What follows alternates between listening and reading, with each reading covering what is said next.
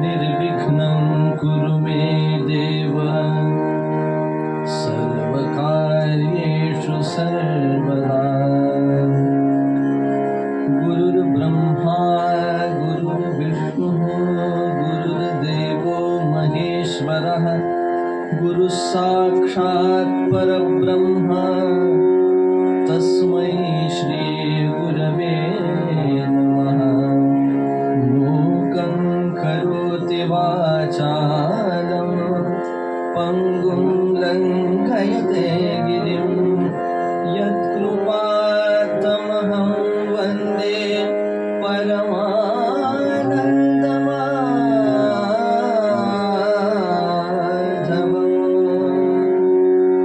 स्वान्तानन्दनिमग्नस्वान्तां प्रकरोतु सन्ततं कृपया।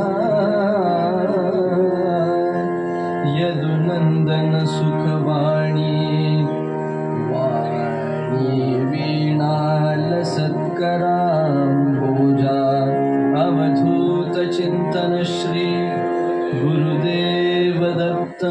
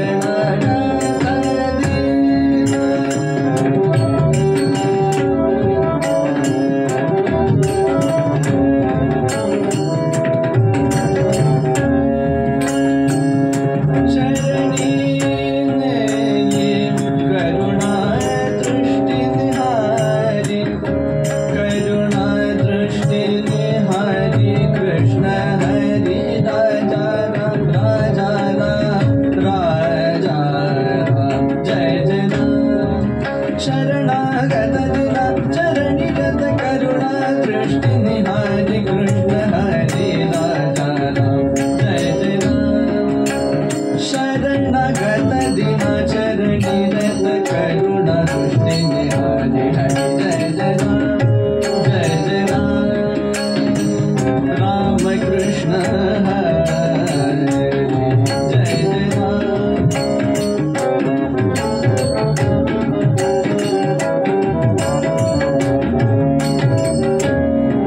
शरणागत दिनाचरणी रत करुणा दृष्टी निहारी कृष्ण हरे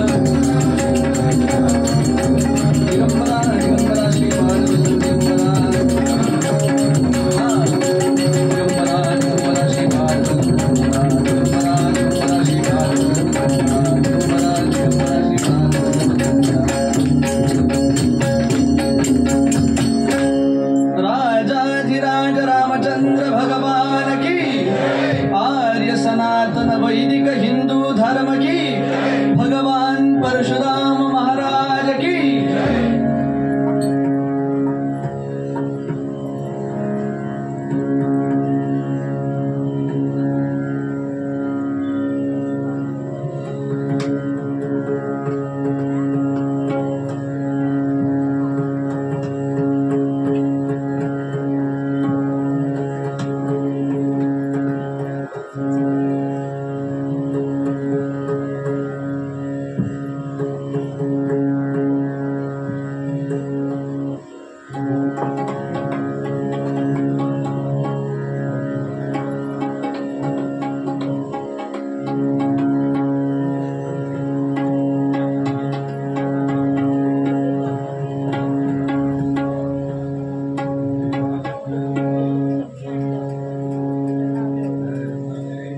क्या चालू होगा?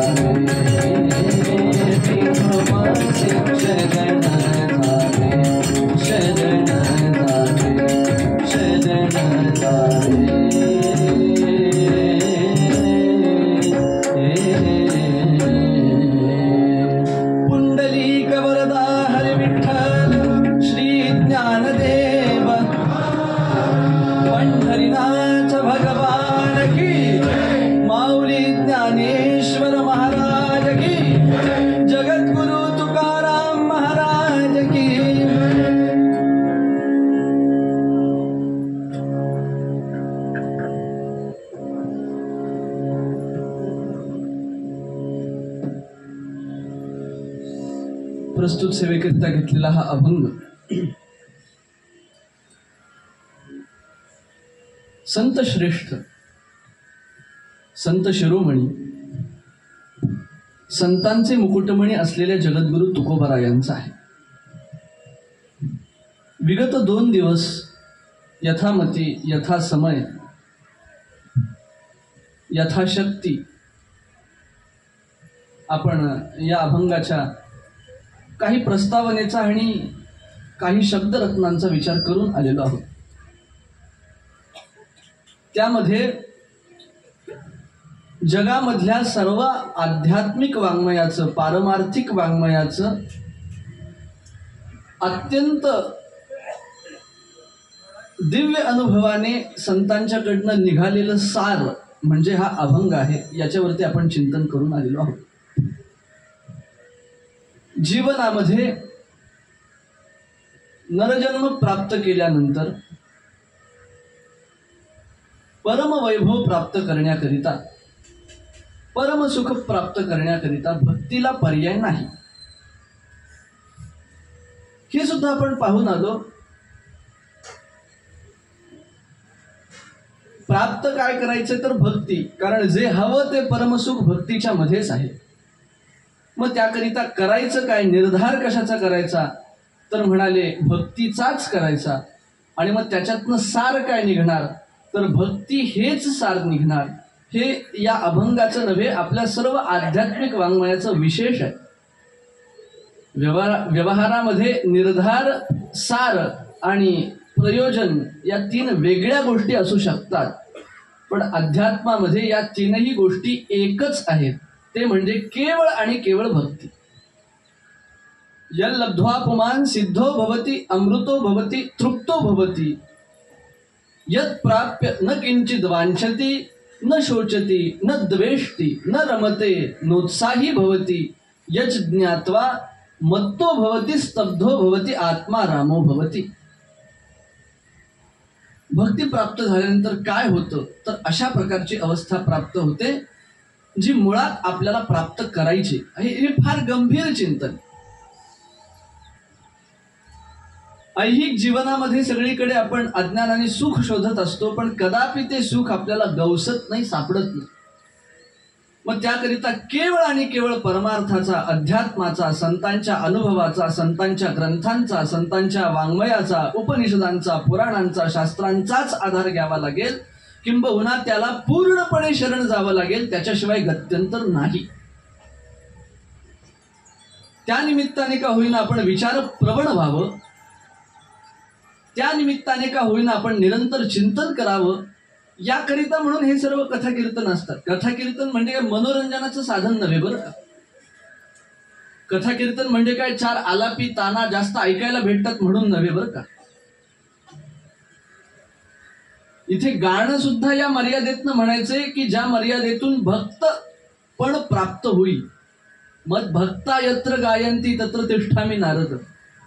ही नारदीय कीर्तनाची किंबहुना सर्वच कीर्तनाची गाण्याची मर्यादा आहे. भक्त या अंतःकरणाने गायन झालं पाहिजे.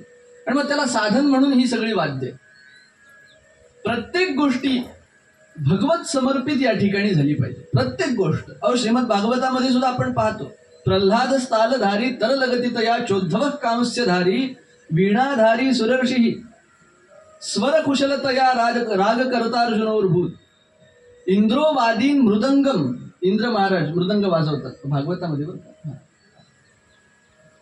जय जय सुकरा कीर्तनेते कुमाराः असतु. पण त्या निमित्ताने का होईना भगवंताचं चिंतन आपल्याकडनं अखंड व्हावं याकरिता कथा आहे, याकरिता निरूपण आहे, याकरिता कीर्तन. त्यामुळे नेहमी आपण त्याचं गांभीर्य, त्याचं भान ठेवलं पाहिजे. जीवनामध्ये काय आवश्यक आहे? सजीवती मनो यस्य मनने नैव जीवती. प्रत्येक माणूस मननशील आहे म्हणाले. ही मनुष्य जात सकळ स्वभावतःच भजनशील. समर्थांनी सांगितलं, ज्ञानोबांनी सांगितलं. स्वभावतः ही सर्व भजनशील,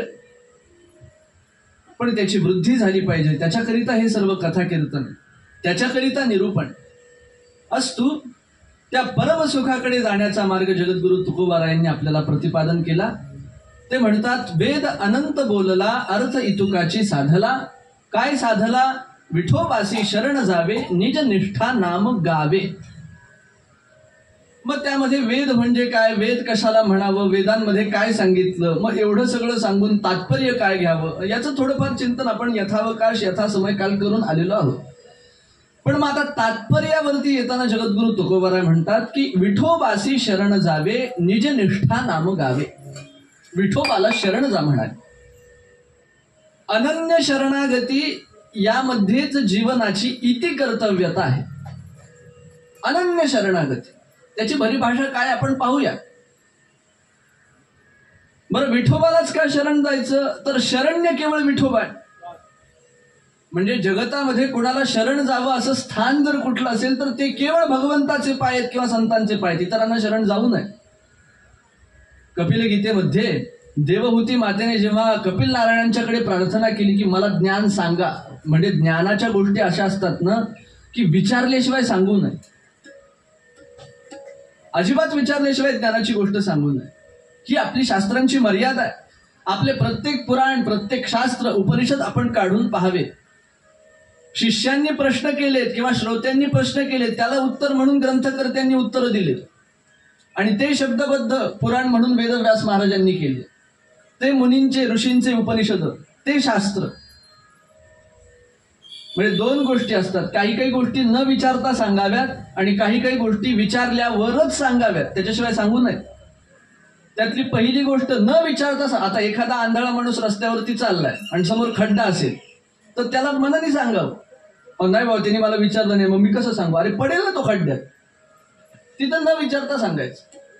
पण ज्ञानाची जी गोष्ट आहे, आत्मज्ञानाची जी गोष्ट आहे, ती विचारल्याशिवाय सांगू नये. तद्विज्ञानार्थम स गुरुमेवाभिगच्छेत, शास्त्रवचन आहे.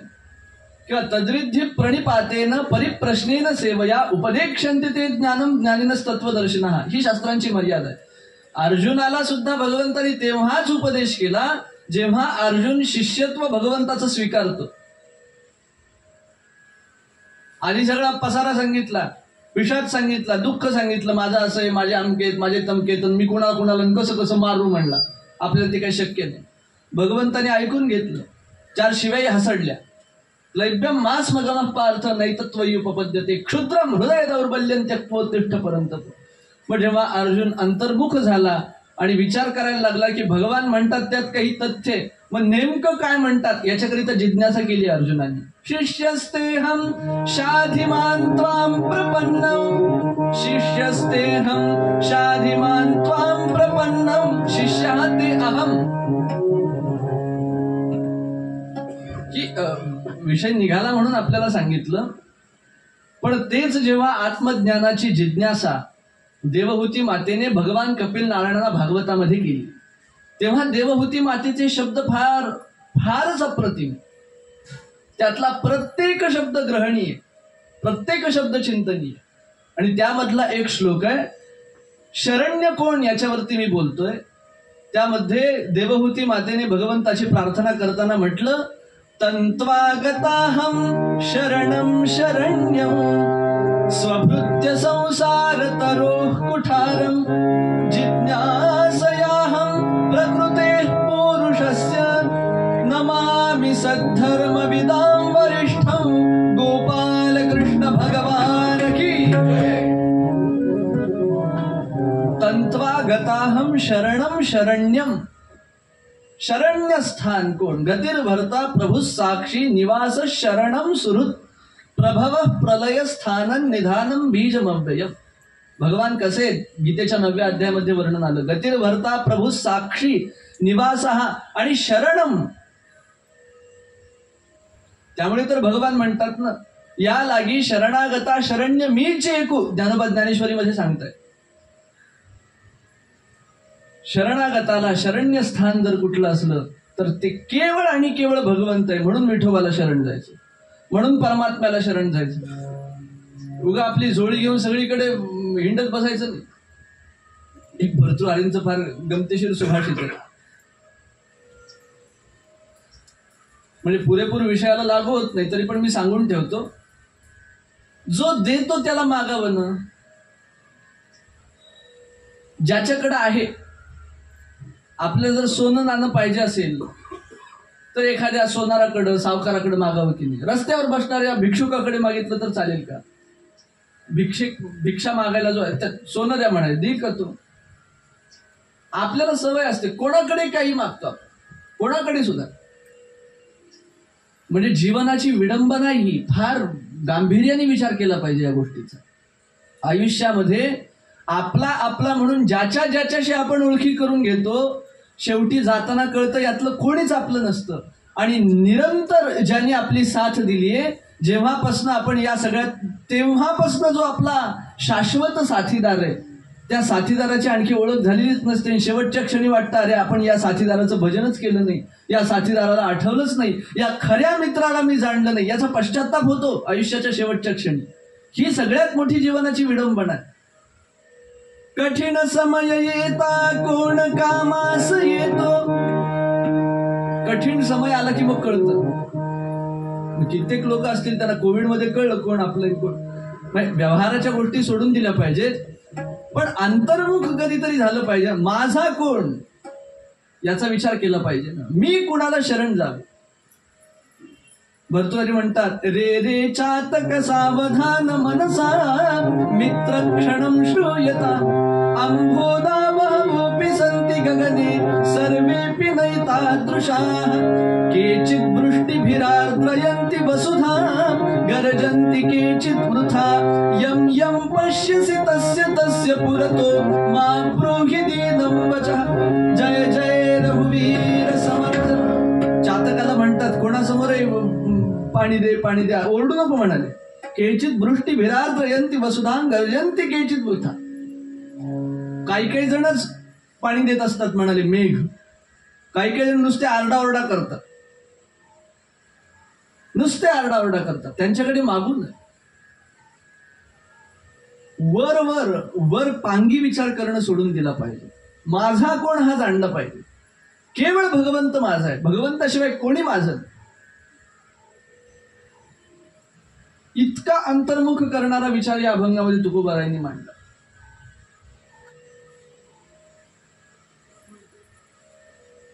त्या विठोबाला शरण गेलं पाहिजे जो जन्म जन्मांतरामध्ये माझी साथ देतोय. विठोबा विठोबा शब्दाचा अर्थ तरी काय? विचा केला ठोबा म्हणून नाव विठोबा. विचा ठोबा करणं म्हणजे विठोबा बरं का. म्हणजे जरा अस्सल मराठी आहे. कधी कधी अस्सल मराठी सुद्धा, पण अगदी जे गावठी लोक आहेत ना, गावाकडचे लोक आहेत ना, त्यांना या सगळ्या गोष्टी कळतील.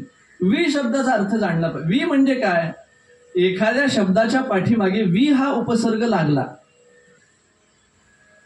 तर तो उपसर्ग जरी भेदाचा सूचक नसला तरी पण द्योतक आहे. मी विचार करून बोलतो एक एक शब्द. वी हा उपसर्ग एखाद्या शब्दाच्या पाठीमागे लागला तर तो वी हा उपसर्ग भेदाचा सूचक नसला तरी पण द्योतक आहे. आपण पहा ना, विरुद्ध शब्द भेद दिसतो की नाही? विघटन भेद आहे की नाही? घटने विघटन. तसं विठोबा भेदाचा सूचक नसला तरी द्योतक आहे. वी म्हणजे कोणातला भेद? परब्रह्मातला आणि या जीवातला. या जीवावरती अज्ञानाचं आवरण चढलं, माया आली, मग मूळ स्वरूपाला विसरला. मग आता हा जो भेद निर्माण झाला, तो भेद त्याचा ठोबा करणं म्हणजे नाश करणं, त्याला म्हणायचं विठोबा. थोडक्यात काय? जीवातला आणि ब्रह्म्यातला ज्या ठिकाणी भेद संपला ते ठिकाण म्हणजे विठोबा. अहो काय जगद्गुरु तुकोबारायांची भाषा. विठोबाची भक्ती केल्यानंतर काय काय मिळतं म्हणाले. आमचं घर सुद्धा विठोबा, आमचं दार सुद्धा विठोबा. अहो आम्ही सुद्धा स्वतः विठोबा म्हणाले.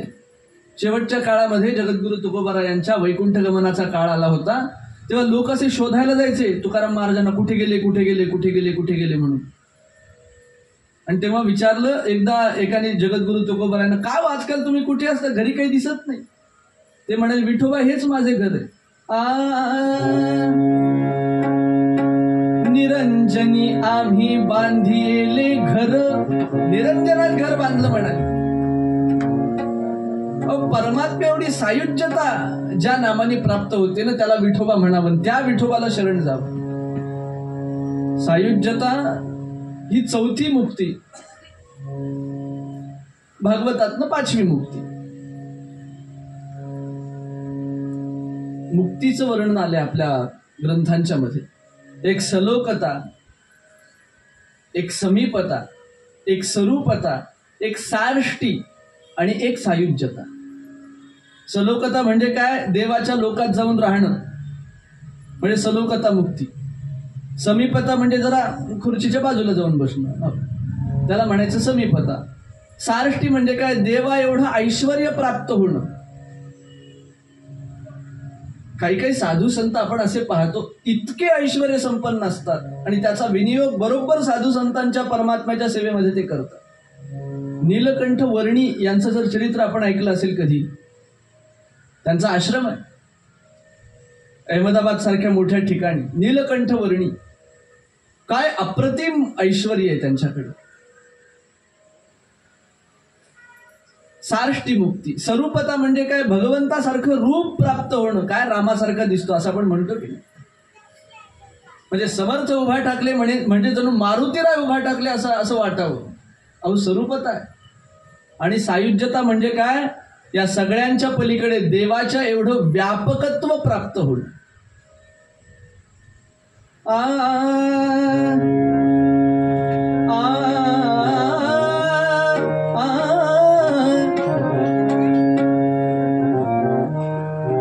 ज्ञानोबांनी हरिपाठामध्ये तेच तर वर्णन केलं.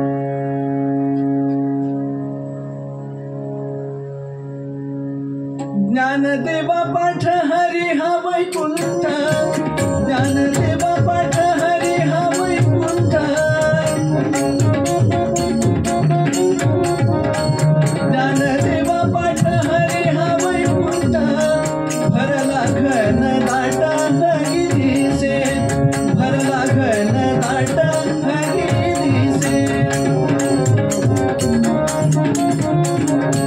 भरला घन दाटा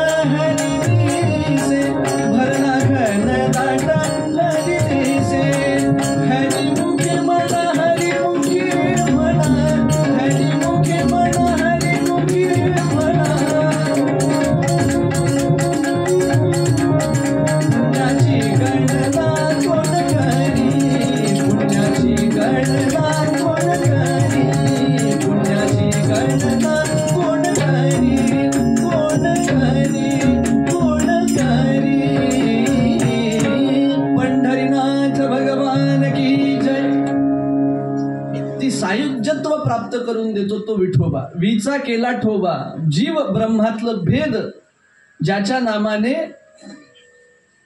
नष्ट होऊन जात, अशा प्रकारचा त्या विठोबाला शरण जावं. मग म्हणाले शरण जाणं म्हणजे काय? शरण जाणं म्हणजे पैसा पाहिजे म्हणून एखादा अभिषेक केलाय, अंक लग्न व्हावं म्हणून एखादा विधी केलाय. अहो त्या सगळ्या सकाम उपासना, ते वेगळं ठेवा, त्याच्यावरती मी काही बोलत नाही. ऐहिक प्राप्तीकरिता ते सगळं ठीक असतं, आवश्यक असतं, पण कधीतरी निष्कामतेचा विचार आपण केला पाहिजे. शरण जाणं म्हणजे काय? तया अहम वाचा चित्त अंग, देऊनिया शरण रिघ महोदधी का गांग, रिगाले जैसे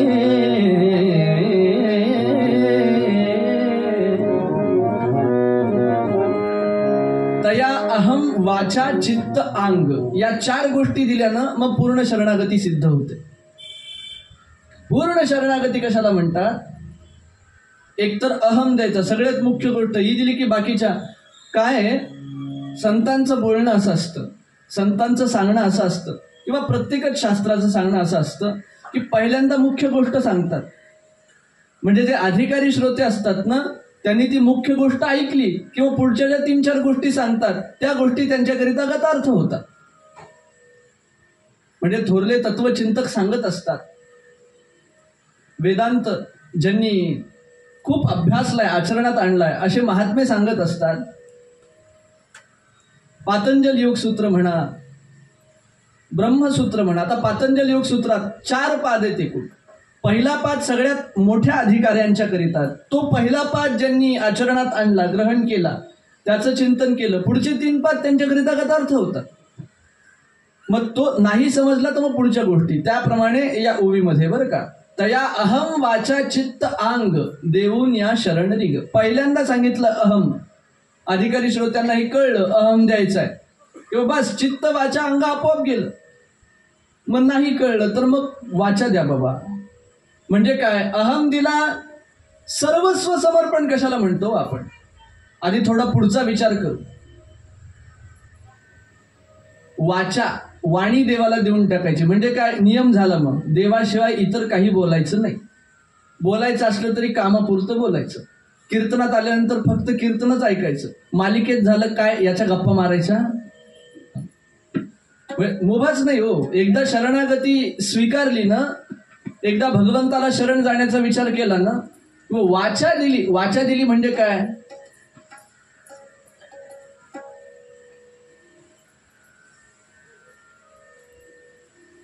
आपल्या जवळचं सोनं एखाद्याला देऊन टाकलं.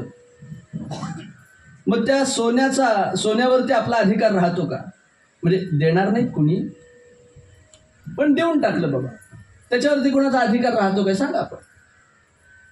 ज्याला दिलंय त्याचा अधिकार. त्याप्रमाणे एकदा वाचा देऊन टाकली, चित्त देऊन टाकलं, अंग म्हणजे सर्वांग देऊन टाकलं. मग जे काही करायचे ते त्याच्या संबंधाने व्यवहार करायचा, इतर व्यवहार करायचा नाही. हे शरणागतीचे नियम. आणि हे सगळं दिल्यानंतर मग अहम देऊन टाकायचं. अहम सर्व देऊन टाकायचा. माझं आणि मी असं काही राहिलंच नाही पाहिजे. यालाच तर खरं संन्यासी म्हटलं ना. म्हणजे वरून भगवे कपडे घालतात, दाढी जटा वाढवतात, तो वेश पवित्रच आहे. पण खरा संन्यासी कोणाला म्हटलं, मी आणि माझे आठवण विसरले जयाचे अंतःकरण, पार्था तोची संन्यासी जाण निरंतर.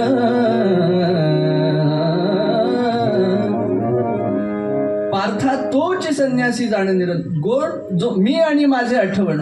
तया अहम वाचा चित्त अंग, वाणी देऊन टाकायची. सतत सतत भगवंतावरती बोलायचं.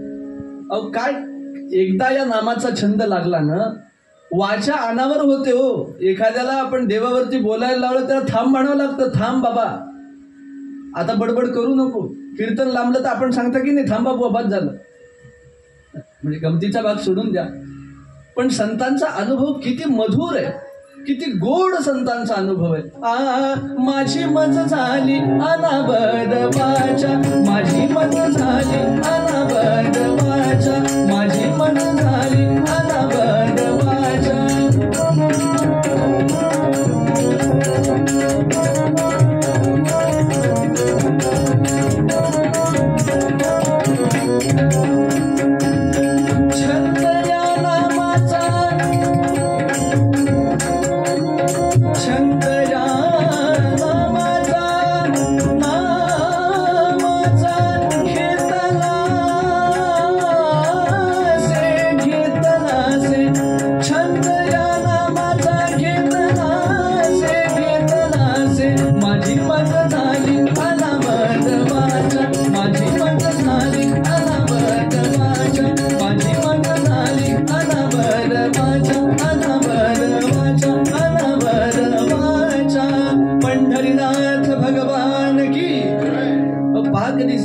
एकत्र भेटले, परमात्म्याशिवाय इतर काही चर्चा करत नाही.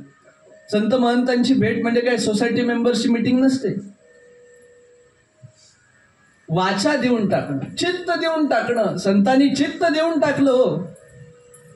भगवंताला चित्त देऊन टाकलं. आणि भगवंत सुद्धा मोठा कुशल, मोठा चोर आहे भगवंत. म्हणजे मी बोलत नाही, संतांची भाषा आहे बरं का. आमचं काम हमालीचं. त्यांनी जे सांगितलं ते तुमच्यापर्यंत पोहोचवायचं. पोस्टमॅन मी, तो हमाला भारवाही. काय म्हणतात संत, देव मोठा चोर आहे. काय चोरलं त्यांनी? चित्त चोरलं. नमामि चित्त चोरकम. गोविंदाष्टकम मध्ये किती किती मधुर भाषा आहे. चित्ताचं चित्ताला चोरून नेणारा तो भगवंत. याच्याकरिता चित्त देऊन टाकावं लागेल की नाही. सामान्य चोरांचे नियम वेगळे, आपण न देता चोर घेऊन जातात, ते व्यवहारातले चोर. पण भगवंत आपण चित्त दिल्यावर चोरून घेऊन जातो, असं आहे बरं. फक्त त्याच्याकडे आधी बघावं लागतं, त्याला शरण जावं लागतं. अहो, एवढे ब्रह्मज्ञानी महात्मा शुकदेव, ज्यांना स्वतःच्या अंगावरती वस्त्र सुद्धा आहेत की नाही याचं भान नाही, एवढ्या विधेयी अवस्थेला प्राप्त झालेले ते महान संत साधू शुकदेव, भागवताचे प्रवक्ते. पण वेदव्यासांच्या शिष्यांनी जेव्हा श्रीमद भागवतातले भगवंताच्या वर्णनाचे श्लोक म्हटले, असे काही सरपण आणण्याच्या निमित्ताने लाकडं घेऊन जात होते असे, आणि त्या एका कोपऱ्यामध्ये ते विधेयी अवस्थेतील शुकदेव म्हणजे वेदव्यासांचे सुपुत्र तिथे बसले होते. वेदव्यासांचे शिष्य ते काम करताना ते श्लोक म्हणत होते. बिभ्रद वेणुं जठर पठयो शृंगवेत्रे च कक्षैः वामे पाणौ मसृण कवलं तत्फलान्यंगुलीषु. इतकं मधुर वर्णन आहे, इतकं अप्रतिम वर्णन आहे. अहो, शुकदेवांची विधेयी अवस्था खंडित झाली. विधेयी अवस्था म्हटल्यापेक्षा त्यांची जी तंद्री होती, एक फ्लो होता त्यांच्या ज्ञानाच्या गंगेचा, बस अद्वैत नको म्हणाले. कृष्णाचं काय मधुर रूप आहे, काय गोड दिसतो तो कृष्ण. आणि पटकन कृष्णाच्या रूपाचं चिंतन केलं. चिंतन झालं, कृष्णाने चित्त चोरलं. त्याकरिता काय करावं लागेल? अहो, चित्त देऊन तर टाकावं लागेल ना. शुकदेवाने देऊन टाकलं. तया अहम वाचा चित्त अंग, सर्व अंग देऊन टाकायचं. अंग देऊन टाकायचं म्हणजे काय? देऊन नाही टाकायचं. याचा अर्थ असा की सर्वांगाने भगवंताची सेवा करायची. हाताने देवाची पूजा करावी, तोंडाने देवाचं गुणगान गावं, पायाने देवाची यात्रा करावी, डोळ्यांनी देवाला पाहावं आणि प्रार्थना करावी. बोले न ते होवो तुझेची दर्शन. स्वामी स्वरूपानंद महाराजांचा अभंग आहे. असतो इतकं गोड हे सगळं. भगवंताला शरण जाण्यामध्ये जी मजा आहे ना, ती इतरत्र कुठेच नाही बरं, कुठेच नाही. म्हणून सर्व भावेन भारत, सर्व भावाने भगवंताला शरण गेलं पाहिजे. आणखी एक सांगू, अनन्यतेने शरण गेलं पाहिजे. अनन्यता म्हणजे नेमकं काय? अन्याश्रयाणां त्याग अनन्यता. नारद भक्तिसूत्रामध्ये देवर्षी नारद महाराजांनी सांगितलं, लोकांचा आश्रयच त्यागून टाकायचा. मला एक आसरा भगवंत आहे. मुझे भरोसा तेरा राम, एक भरोसा तेरा राम. अशरण शरण शांति के धाम, मुझे भरोसा तेरा राम. अशरण शरण शांति के धाम, जी शरणागती. व म्हणाले एवढी शरणागती आत्ता शक्य नाही, इट्स नॉट पॉसिबल. एखाद्या विषयी माणसाला, सांसारिकाला सांगितलं, सगळं सोडून जा रे बाबा हिमालयामध्ये देवाचं चिंतन कर. अहो, येड्यातून काढल ते आपल्याला. आहे ते बरं म्हणेल, बायको, संसार, पोरग, लेकरू, बाळ, घर, माडी, साडी, घोडी सगळी, कशाला देव पाहिजे असं म्हणू शकतो. पण त्याला एक प्रोसेस आहे बरं का. पूर्ण शरणागत होण्याकरिता एक शास्त्रीय प्रक्रिया आपल्याला सांगितली. ती शास्त्रीय प्रक्रिया सांगतो आणि मग उर्वरित विचार आता पुन्हा जेव्हा वेळ भेटेल तेव्हा करू. तसा अभंग फार विस्तृत आहे, मोठा आहे, छान चिंतन करण्याजोगा आहे. पण शास्त्रीय प्रक्रिया नेमकी काय भगवंताला शरण जाण्याची? तर म्हणाले, तरी गा ऐसे करी यया आठा पहारा माझारी, मोटके निमिष भरी देत जाई, मग जे जे का निमिख देखेल माझे सुख, ते तुले अरोचक विषयी घेईल, जैसे शरतकाल रिघे आणि सरिता वोहटो लागे, तैसे चित्त काढेल वेगे प्रपंच. पहिली गोष्ट ही की आपल्याला जे हवं ते सुख आपण संसारात उपभोगतो आहोत का याचा विचार करणं महत्वाचं. जोपर्यंत आपल्याला हे उमगणार नाही की आपण जे भोगतो त्या सुखाला सुख म्हणतच नाही, तोपर्यंत आपण परमार्थाकडे प्रवृत्त होत काय नाही होणार. मग काय संतांनी भाषा सांगितली, तरी का ऐसे 8 प्रहर आहेत ना, 24 घंटे आहेत ना, एक काम करा, त्या 24 घंट्यांच्या मध्ये निमिषभरी देत जा. 1 निमिष द्या म्हणाले मला, क्षण सुद्धा नको, निमिष त्याचं सुद्धा कमी, त्याच्यापेक्षा सुद्धा कमी. राम म्हणायला किती वेळ लागतो, विठोबा म्हणायला किती वेळ लागतो, हरी म्हणायला किती वेळ, तेवढंच मग त्या आनंदामध्ये जो तोष, जी शांतता आपल्याला प्राप्त होईल ना, त्या शांततेपुढे, त्या समाधानापुढे, त्या सुखापुढे संसाराचं सुख, संसाराचा आनंद अत्यंत क्षुल्लक वाटेल. एखादी भारी गोष्ट भेटली, हापूस आंब्याचा रस भेटला, तर आंबट आंब्याचा रस आपण खातो का? त्याप्रमाणे एकदा खऱ्या आनंदाची चव चाखायला मिळायला लागली की मग संसाराचा आनंद काय क्षुल्लक आहे, त्याज्य आहे.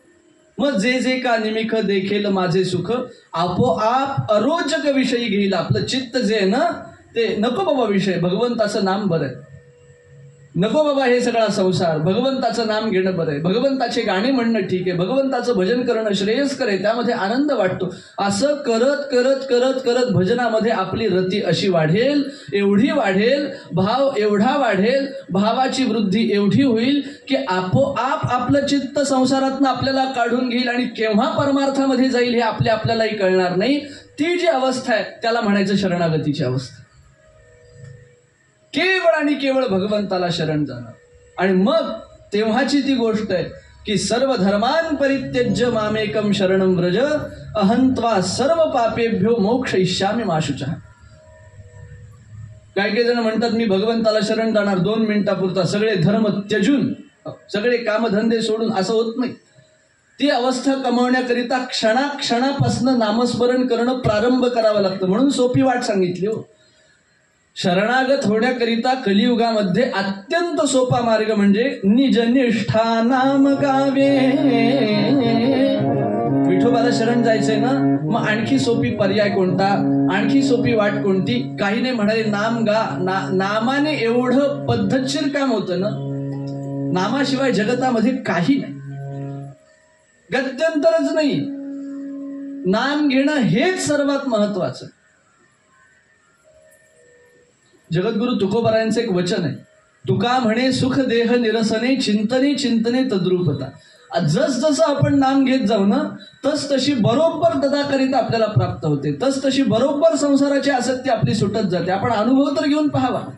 काही जणांचा फार मोठा प्रश्न असतो, महाराज किती करा, किती लोकांनी सांगा, किती संत महंताच्या अभंग ऐका, किती वचनं ऐका, किती ग्रंथ वाचा, नाम घेण्यात मनच लागत नाही.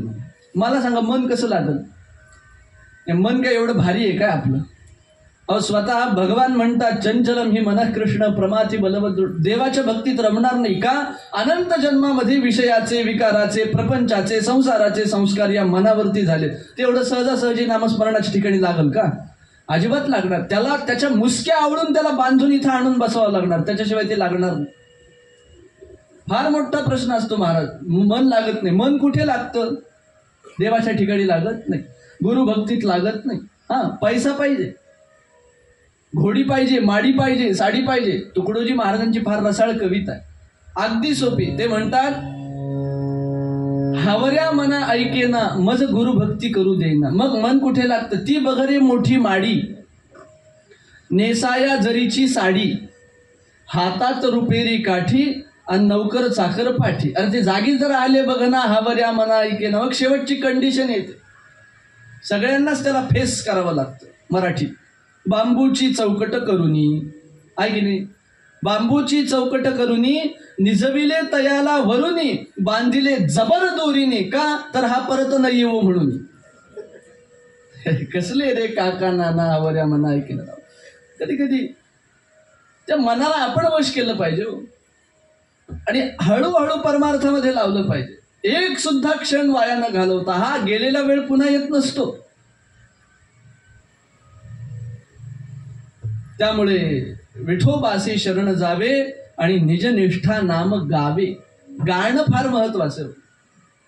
ज्या ठिकाणी भक्त गायन करतात ना, देव आनंदाने नाचतो. नामदेव कीर्तन करी, पुढे देव नाचे पांडुरंग. जनी म्हणे ज्ञानदेवा बोला अभंग. काय एक एक संतांची पद आहे, तो काय रसाळ पद आहे. एकदा का ध्यास लागला ना, श्वास विठ्ठल झाला पाहिजे, ध्यास विठ्ठल झाला पाहिजे. सर्वत्र विठ्ठलाचं दर्शन झाल्याशिवाय राहणार नाही. फक्त एकदा ते व्रत आपण स्वीकारलं पाहिजे.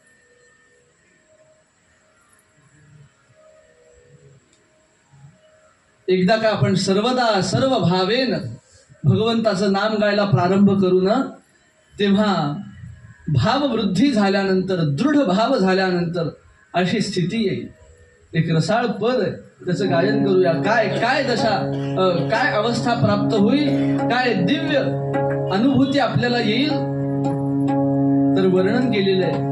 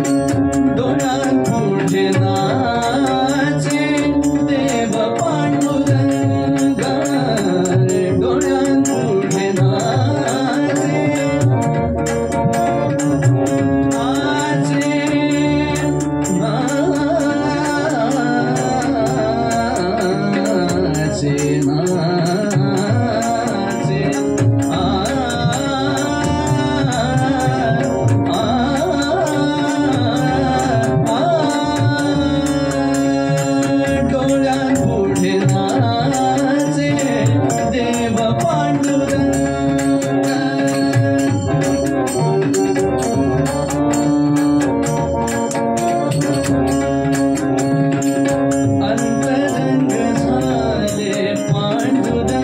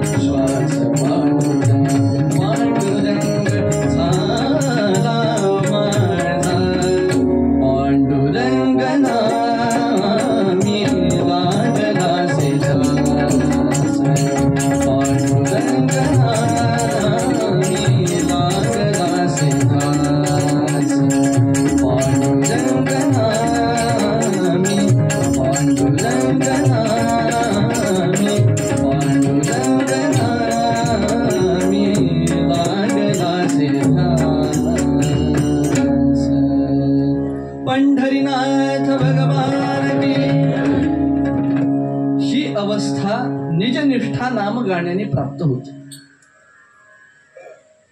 साध्या सोप्या भाषेमध्ये याचं वर्णन. म्हणून वेद अनंत बोलला, अर्थ इतुकाची साधला, विठोबासी शरण जावे, निजनिष्ठा नाम गावे. त्यामध्ये बराच विचार आहे. नुसतं बोलायचं नाही, नुसतं म्हणायचं नाही, तर गायचं. नाम सदा बोलावे, बोलावे आहे ना, पण पुढे काय महत्वाची गोष्ट आहे, भावे गावे जनासी सांगावे, हाची सुबोध गुरूंचा, हाची सुबोध गुरूंचा, नामा परते न सत्य मानावे, पंढरीनाथ भगवान की. नाम सदा बोलावे, भावे गावे, नुसतं गावे नाही, भावे. भावे म्हणजे भावाने, भावे गावे गीत शुद्ध करून या चित्त. अनेक प्रकारचे विचार आहेत. मी आता एवढा विचार सांगून विराम देतो. असं आहे, सर्वत्र आपण फिरलं तरी याच्याशिवाय पर्याय नाही. हे सगळ्या आध्यात्मिक वाङ्मयाचं सार तुकोबांनी आपल्याला हातात काढून दिलं. वेदांनी अनंत सांगितलं, पण काय ठरलं वेदांचं सुद्धा, विठोबासी शरण जावे, निजनिष्ठा नाम गावे. शास्त्रांनी सुद्धा खूप विचार केला, पण निर्धार एकच झाला. सकळ शास्त्रांचा विचार राहिलाच. सकळ शास्त्रांचा विचार अंती इतुलाचे निर्धार, विठोबासी शरण जावे, निजनिष्ठा नाम गावे. आणि 18 पुराणी सिद्धांत तुका म्हणे हाची हेत. काय हेतू? विठोबासी शरण जावे, निजनिष्ठा नाम गावे. हेच तुकोबाराय पूर्वरंगाच्या अभंगामध्ये सांगतात.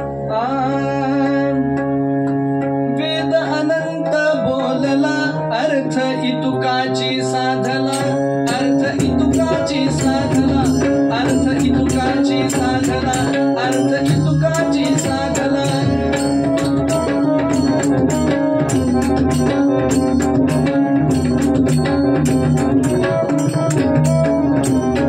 विठोबासी शरण जावे, विठोबासी शरण जावे, निजनिष्ठा नाम गावे, निजनिष्ठा नाम गावे, निजनिष्ठा नाम गावे, निजनिष्ठा नाम गावे, निजनिष्ठा नाम गावे, निजनिष्ठा नाम गावे. पंढरीनाथ भगवान की जय. मध्यंतरामध्ये एक पद होईल आणि तदनंतर उत्तर रंगाकडे आपण जाऊ.